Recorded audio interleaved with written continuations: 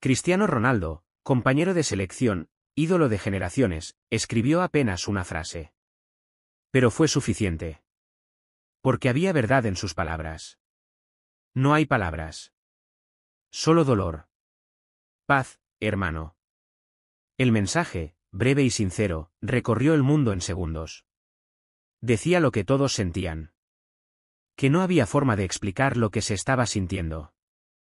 Que a veces ni el lenguaje alcanza. Que solo queda el silencio y el duelo. En Liverpool, Jürgen Klopp, su entrenador, su guía, su confidente en los momentos más difíciles, no quiso hablar.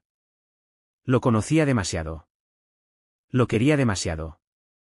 En la rueda de prensa prevista para ese día, no se presentó. El club anunció que no habría declaraciones por el momento. Solo un pedido: respeto. Respeto por una familia devastada. Respeto por una esposa que había perdido al hombre de su vida. Respeto por unos niños que ya no volverían a ver a su padre. Respeto por una madre y un padre que acababan de enterrar a sus dos hijos. Porque Diogo Jota no era solo un jugador. Era esposo. Era padre. Era hijo. Era hermano. Apenas 10 días antes del accidente, el 22 de junio, se había casado con Rute Cardoso, su pareja de toda la vida. Juntos habían construido una familia silenciosa, lejos del foco mediático, alejada del ruido. 3 hijos, el más pequeño nacido apenas semanas antes. En medio de los compromisos con su selección, de las exigencias del calendario europeo, Jota había hecho una pausa. Una promesa: frenar, respirar, reconectar. Ser, por unos días, solo Diogo. No la estrella. No el profesional. Solo él. Un hombre rodeado de los suyos, de sus raíces, de su verdad más íntima. Y fue en ese contexto, en esos días de calma buscada, que llegó el final. Un viaje de regreso. Una autopista cualquiera. Un tramo recto, sin curvas, sin amenazas aparentes. Y, sin embargo, allí terminó todo. Lo que debía ser una pausa, se convirtió en una ausencia eterna. A veces, las tragedias duelen más cuando se sabe que quien parte lo hacía todo bien. Que no hubo imprudencia, ni arrogancia, ni destino buscado. Solo un accidente. Solo un segundo que todo lo cambió. La vida no consulta. No avisa. Y cuando se lleva a alguien como Diogo Jota, deja un vacío imposible de llenar. El impacto sigue. Y seguirá. La muerte de Diogo Jota no fue solo el cierre trágico de una vida joven. Fue, también, la apertura de una herida profunda en el alma del fútbol. Una herida que no cicatriza con el tiempo. Una ausencia que no se mide solo en estadísticas, goles o minutos jugados. Lo que se perdió con Jota no puede contabilizarse en una hoja de Excel ni resumirse en un resumen de temporada. Porque lo que él dejó atrás es otra cosa. Algo más humano. Más hondo. Más duradero. A partir de aquel 5 de julio, la memoria comenzó a trabajar. Lentamente. Como ocurre siempre que la realidad es demasiado cruel para aceptarse de inmediato. La gente empezó a recordar. A hablar. A revisar momentos. Partidos. Goles. Entrevistas. Fotografías. Gente que nunca había coincidido se encontraba en las redes, compartiendo lo mismo, una anécdota, un gesto, una emoción. Así empezaba a construirse lo que sería el verdadero legado de Diogo Jota. Porque Jota no fue simplemente un jugador explosivo, como tantas veces se dijo. Fue mucho más que velocidad, que diagonales bien ejecutadas, que definición precisa. Fue más que un número en una camiseta. Fue un ejemplo. Un modelo silencioso. De esos que no buscan los focos, pero los merecen. De esos que no gritan sus logros, pero hacen que los demás los vean igual. Dentro del campo, era el que se multiplicaba. El que bajaba a ayudar a defender cuando ya no quedaban fuerzas. El que presionaba sin que se lo pidieran. El que se abría a un costado para crear espacios. El que entendía que el fútbol es colectivo, siempre. Fuera del campo, era todavía más admirable. Humilde hasta el extremo. Discreto por decisión. No buscaba polémicas. No se alimentaba del ruido. Su vida personal era eso, personal. Nunca se le conoció un escándalo, una provocación, un gesto fuera de lugar. Siempre correcto. Siempre agradecido. Siempre con los pies en la tierra. Un futbolista moderno con valores de otra época. Los homenajes comenzaron a sucederse. En Anfield, su templo, su estadio, se improvisó un mural. En uno de los accesos principales, artistas locales pintaron su rostro, sonriente, con los brazos abiertos, celebrando uno de esos goles que tantas veces le devolvieron la esperanza a su equipo. La imagen fue acompañada por una frase sencilla, Forever 20. Una frase que se convirtió en consigna, en bandera, en grito de amor. Los fanáticos del Liverpool organizaron vigilias. Encendieron velas. Cantaron su nombre antes de cada partido. Incluso cuando el equipo no jugaba bien, incluso cuando las derrotas dolían, su memoria traía perspectiva. Lo que importaba no era el resultado. Era recordar por qué se ama este deporte. Y Jota, con su forma de jugar, lo había recordado a todos. En Wolverhampton, su paso por los Wolves fue revalorizado aún más. En los días posteriores a su muerte, el club anunció la creación de una academia juvenil con su nombre. Academia Diogo Jota. No por sus goles, sino por su historia. Porque su camino desde Pacos de Ferreira hasta la Premier League era todo lo que un niño debía aprender: trabajo duro, respeto, constancia. Su imagen comenzó a ocupar murales, camisetas conmemorativas, incluso tatuajes de aficionados que querían llevarlo para siempre con ellos. En la historia del fútbol, hay capítulos que no se escriben con goles. Hay páginas que no se llenan con festejos, ni con trofeos levantados al cielo. Existen momentos en que el juego se detiene, no por el sonido de un silbato, sino por el silencio repentino y brutal de una pérdida. Son esos instantes en que el deporte se cruza con la fragilidad de la vida humana. Instantes en que la noticia no llega como una celebración, sino como una herida que rasga la emoción colectiva de millones. En la madrugada del 3 de julio de 2025, el fútbol mundial vivió uno de esos instantes. Uno que no se gritó. Uno que nadie quiso ver llegar.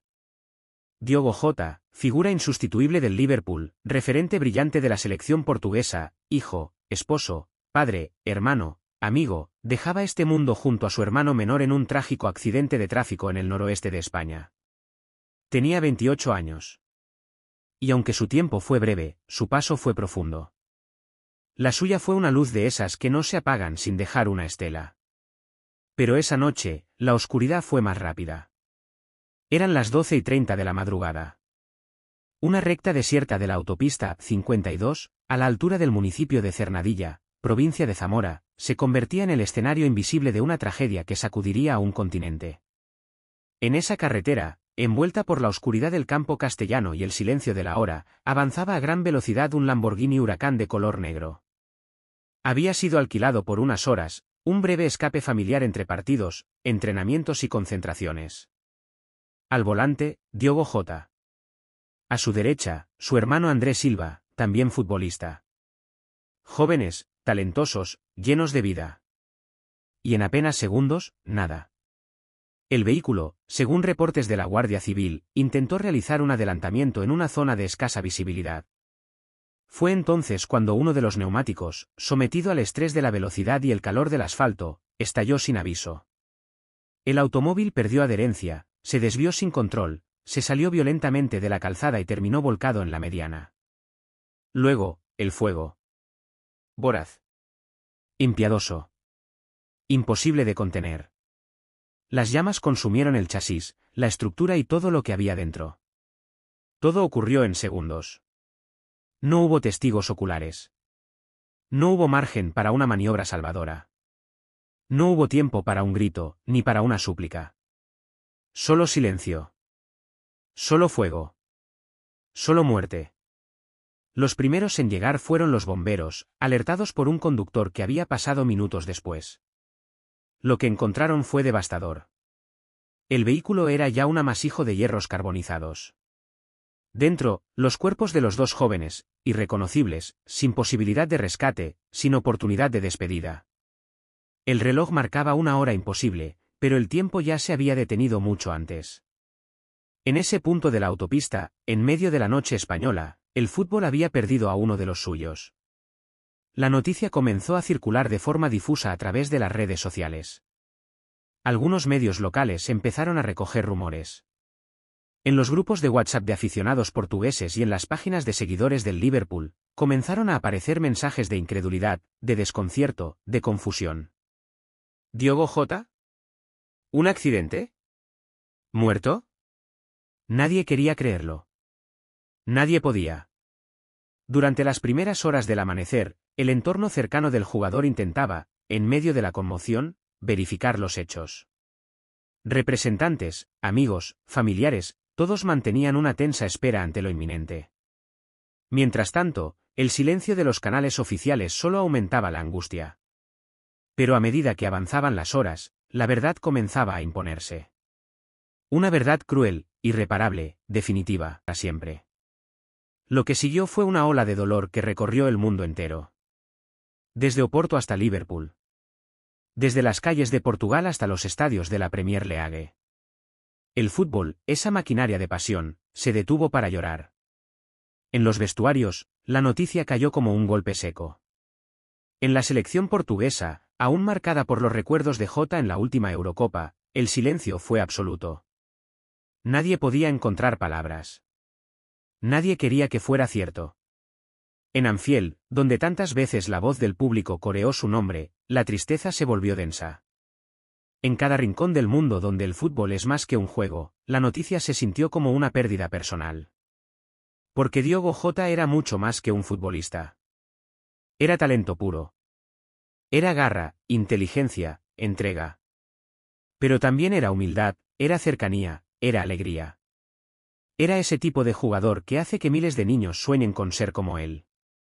Y ahora, su historia se detenía sin aviso, sin cierre. La tragedia dejó preguntas sin respuesta, ecos que seguirán resonando con el tiempo. ¿Por qué? ¿Por qué ahora? ¿Por qué así? Y no hay consuelo posible. Porque ninguna explicación alivia la pérdida. Ninguna reconstrucción del accidente devuelve lo que se ha ido. Solo queda el recuerdo. Las imágenes de sus goles, sus celebraciones, sus gestos, su sonrisa. Los momentos que nos regaló y que ahora se tornan imborrables.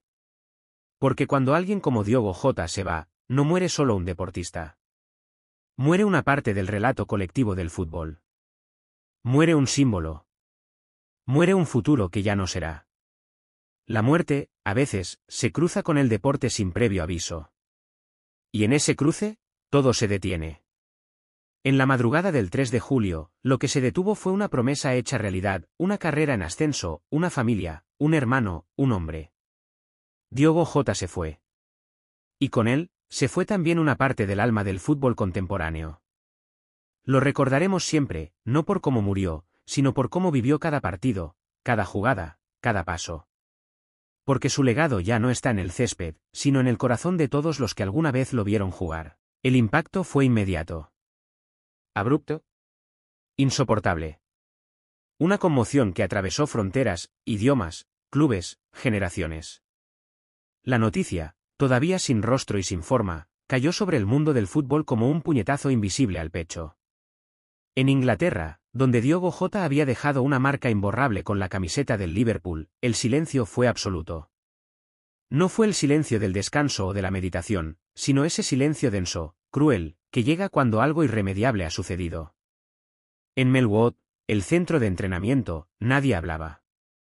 Los empleados del club apenas podían sostener la mirada. Los compañeros de equipo, atónitos, evitaban los pasillos comunes. Los entrenadores suspendieron las actividades del día. Nadie estaba en condiciones de pensar en fútbol. Ni en táctica. Ni en rendimiento. Solo en él. Solo en Jota. En Anfield, el estadio que tantas veces lo vio brillar con su incansable energía, con su entrega innegociable, con su capacidad de reinventarse en cada jugada, las banderas comenzaron a ondear a media asta. El viento parecía más frío. El cielo, más gris. Las puertas del estadio, normalmente llenas de turistas y fanáticos, empezaron a recibir una procesión silenciosa de devotos. No llegaron con cánticos. No llegaron con júbilo. Llegaron con flores. Con bufandas rojas. Con camisetas marcadas con el número 20, algunas gastadas por el tiempo, otras recién compradas en un intento desesperado por honrar su memoria. Llegaron con cartas escritas a mano. Con fotografías. Con lágrimas. Muchas lágrimas. Algunos no podían hablar. Otros murmuraban oraciones, mensajes, despedidas. Una niña dejó un dibujo con su rostro. Un anciano colocó un balón de cuero viejo, como símbolo de los años que el fútbol le había regalado. Y ahora, en ese mismo lugar, el fútbol también le quitaba algo. En Wolverhampton, ciudad que fue su primer gran hogar en Inglaterra, donde llegó siendo joven y sin certezas, el dolor también fue colectivo. Allí, donde se convirtió en figura del Wolves, donde su talento se transformó en promesa cumplida, los fanáticos improvisaron altares frente a Molineux Stadium. Las velas se alineaban en silencio. Las imágenes de su paso por el club volvieron a circular en cada rincón, su primer gol, su sonrisa, los abrazos con Raúl Jiménez, su forma de mirar el juego con una intensidad que parecía mayor a la de su edad. Era parte de la memoria emocional del club. Y ahora, era parte de su duelo. En Portugal, su tierra natal, el tiempo se detuvo.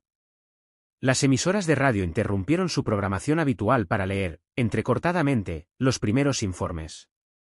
Los noticieros televisivos suspendieron sus segmentos programados para emitir especiales en vivo, con periodistas temblorosos y conductores con la voz quebrada. La figura de Diogo Jota no era solo deportiva. Era símbolo de una generación de futbolistas lusos que habían llevado la bandera portuguesa a lo más alto. Era uno de esos talentos que combinaban técnica, esfuerzo, humildad. En Portugal, su país, su tierra, su origen, su ausencia se convirtió en símbolo. La Federación Portuguesa decidió retirar temporalmente el dorsal 21 de la selección mayor, el número que Jota había vestido con orgullo en decenas de partidos internacionales. En cada concentración, su fotografía está presente. En cada vestuario, su nombre es recordado. Los jugadores que compartieron con él la Eurocopa, las clasificatorias, los partidos amistosos, dicen lo mismo: era de los buenos. No solo como jugador. Como persona. Como compañero. Su esposa, Rute, desde el silencio, comenzó a construir otro tipo de legado. A través de la Fundación Diogo Jota, una organización creada semanas después del funeral, se canalizó el dolor hacia algo constructivo. El objetivo de la fundación fue claro desde el inicio: apoyar a niños de bajos recursos que sueñan con ser futbolistas, pero también a familias que han perdido a seres queridos en accidentes de tráfico. Porque Jota murió en la carretera, pero su historia no se detendría allí. La fundación organiza torneos juveniles, becas, campañas de concienciación vial.